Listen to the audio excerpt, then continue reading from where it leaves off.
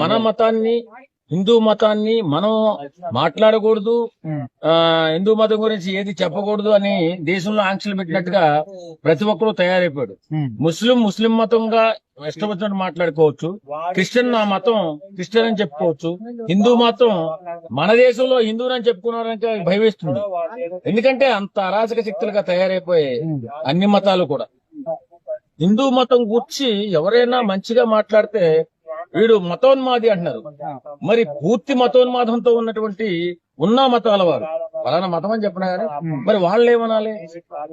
ఎంత అవివేకం, ఎంత అన్యాయం! పవన్ కళ్యాణ్ గారు అక్కడ ఏం పెద్ద రెచ్చగొట్టి మాట్లాడలా. మన మతాన్ని మనం కాపాడుకోవాలి, మన ధర్మాన్ని మనం కాపాడుకోవాలి. ఇప్పుడున్న పరిస్థితుల్లో మనకు దేవతా విగ్రహాలు చాలా మంది ధ్వంసం చేస్తున్నారు కాబట్టి దేవతా విగ్రహాలను కాపాడుకోవాలి, సనాతన ధర్మాన్ని కాపాడుకోవాలని చెప్పినటువంటి గొప్ప దార్శకుడు పవన్ కళ్యాణ్ గారు. ఆయనమే కేసు పెట్టారంటే